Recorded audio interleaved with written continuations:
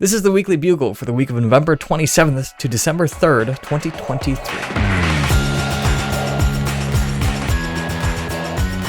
I'm Hunter Reineck, and on this show we update and bring you news on things from the past week, ranging from science to history to whatever you need to be in the know of in a relatively short format. Before we get into it, I want to remind you that you can still donate to Extra Life. If you're able to and want to help sick and injured children, go to the link below or to the description to donate and learn more. Anyways, on with the show. Starting with this week in science and health, astronomers have discovered a new 6-planet solar system within our galaxy. The system is around 100 light years away in the constellation Coma Berenices. So far, the 6 planets found are not in the habitable zone around their star, so that means there is no likelihood of life, at least as we know it. All the planets found are at least 2 or 3 times larger than Earth and are closer in density to the gas giants in our system. They're also extremely close to their sun, closer than Venus is to ours, making them extremely hot. However, what really makes this solar system unique is all 6 planets move similarly to a perfectly synchronized symphony, or in technical terms, it's known as resonance, which is precise and very orderly. All solar systems, including our own, are believed to have started out like this one. However, it's estimated only 1 in 100 systems have retained that synchrony, and ours isn't one of them. It'll be interesting to see if we find more systems like this, especially in our galaxy. This week in history, on December 1st, 1955, Rosa Parks was jailed for refusing to give up her seat on a public bus to a white man. According to Montgomery City Ordinance in 1955, African Americans were required to sit at the back of public buses and were also obligated to give up those seats to white riders if the front of the bus was filled up. Which, can we just stop and realize for like a second? This happened only 68 years ago. A decent amount of people who were alive and adults during this time are still alive today. Not saying those people were part of it or anything, just trying to put in perspective how exactly recent these events are. We really aren't that far removed from these historical civil rights movements and moments we learned about in history books. Segregation, rampant racism, and laws or systems that were put in place to keep down other people existed not that long ago. And some of those people or things still exist today, or at least the ripple effect of them existing in the first place are still being felt. Obviously, since then, a lot of progress has been made for equality and or equity for all, but doesn't mean everything's just fine and peachy. Like I said, these things affected people who are still alive today, potentially affecting where they lived, the jobs they had, and just overall how and what they were raised around. These things can easily affect their children and grandchildren and on by not giving them the chances or opportunities they normally would have had because they themselves were not able to get them. So please remember to be compassionate and considerate. There is no reason whatsoever to think or believe you're automatically better than someone else just because of the color of your skin. We're all just humans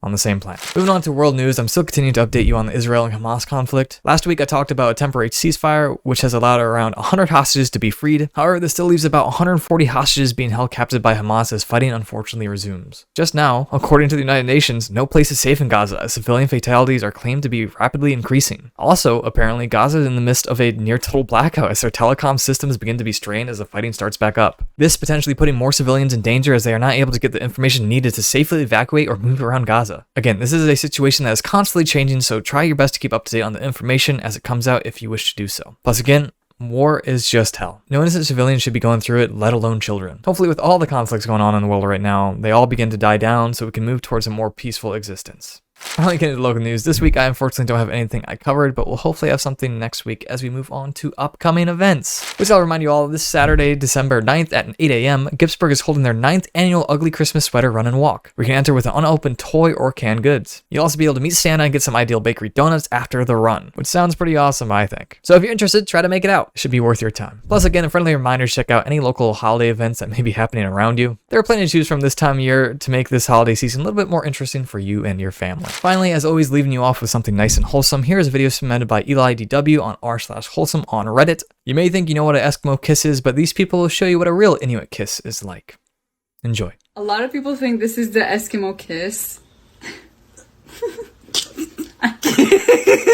But we wanted to show you the real Inuit kiss, and it's called KUNIK. Usually it's done with a lot of emotion. You want to show? Mm-hmm. Like that. The more love you have for a person, the more stronger that you do it. Like, you take their head and you're like...